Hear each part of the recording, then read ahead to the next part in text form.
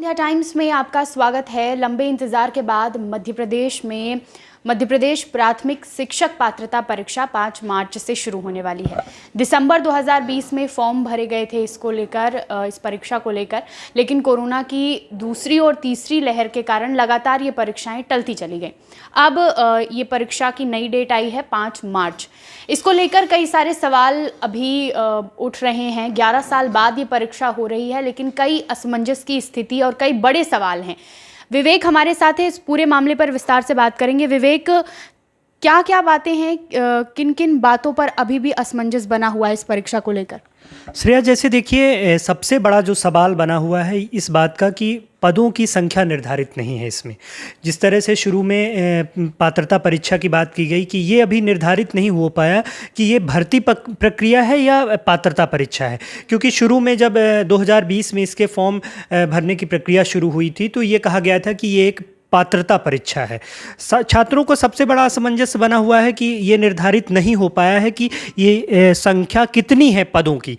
और सबसे बड़ा सवाल कि बीच में ऐसे खबरें आ रही थी कि 5000 पदों में ये भर्ती प्रक्रिया होनी है, लेकिन इसका कोई नोटिफिकेशन नहीं जारी किया गया, केवल कुछ खबरें थी। और इसलिए छात्रों का सबसे बड़ा इसमें असमंजस बना हुआ है। और इसमें जिस तरह की बात कही जा रही है, तमाम तरह की बातें कि रोजगार पंजीयन होना चाहिए, रोजगार कार्यालय में अगर आपका पंजीयन नहीं होता है तो आप ये परीक्षा नहीं दे सकते हैं। और सबसे ये असमंजस जो बना हुआ है आरक्षण प्रक्रिया में बना हुआ है कि आरक्षण प्रक्रिया क्या होगी। और क्योंकि ये एक लंबे अंतराल के बाद 11 साल बाद यह भर्ती प्रक्रिया शुरू हो रही है। इससे पहले भी संविदा की वर्ग 1 और वर्ग 2 की परीक्षाएं हुई थी, जिसमें एक भर्ती प्रक्रिया के हुई और उसमें भर्ती प्रक्रिया शुरू भी हो गई, वर्ग 1 की नियुक्तियां हो गई। लेकिन वर्ग 3 की जो ये प्राथमिक भर्ती प्रक्रिया शुरू हुई है, इसमें ये सबसे बड़ा असमंजस पदों की संख्या को लेकर बना हुआ है। चयन की प्रक्रिया क्या होगी इस परीक्षा को?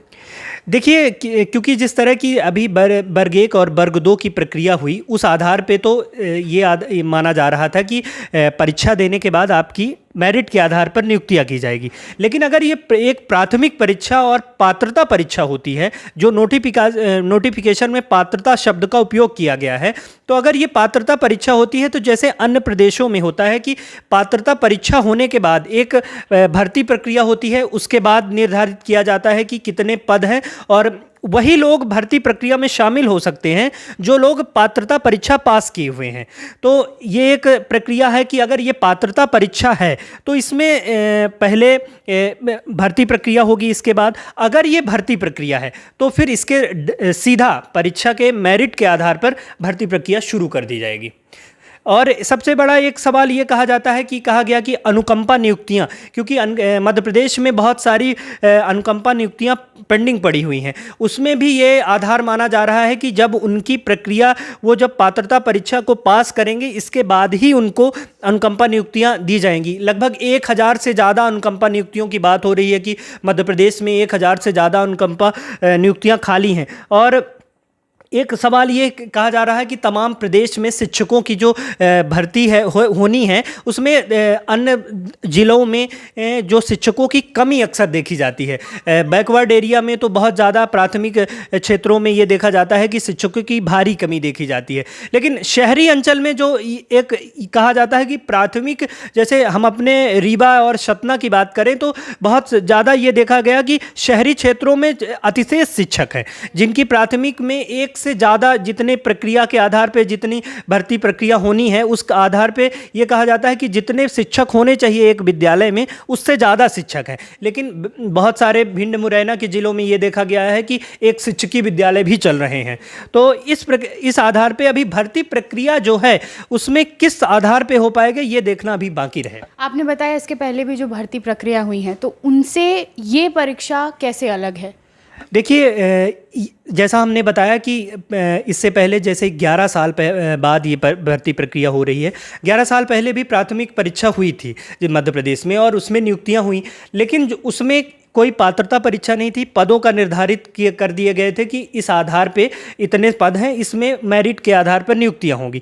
लेकिन इस बार पदों की संख्या किसी प्रकार की कोई निर्धारित नहीं है, केवल ये बताया गया है कि ये एक पात्रता परीक्षा है और इसमें पात्रता अगर पात्र होते हैं इसके बाद भर्ती प्रक्रिया के लिए एक अलग से एग्ज़ाम कंडक्ट कराया जाएगा, ये अभी निर्धारित पूरी तरह नहीं हो पाया है।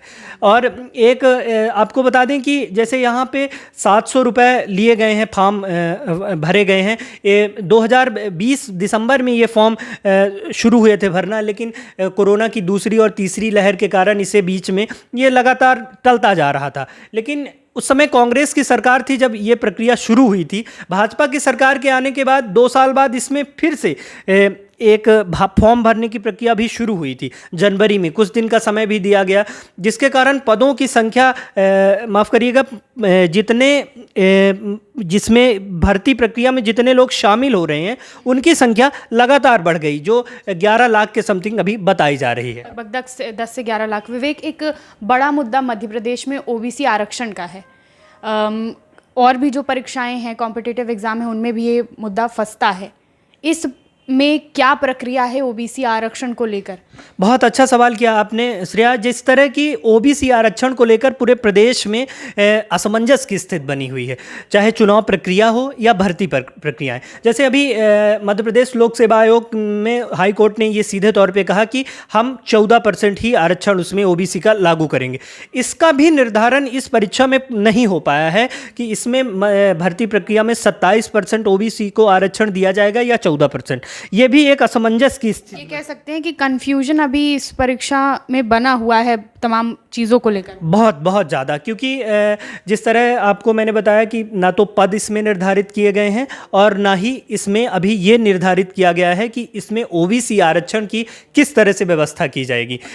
क्योंकि 2020 में इसमें आपको बताया मैंने कि 700 रुपये इसको फॉर्म भरने में लगे हैं।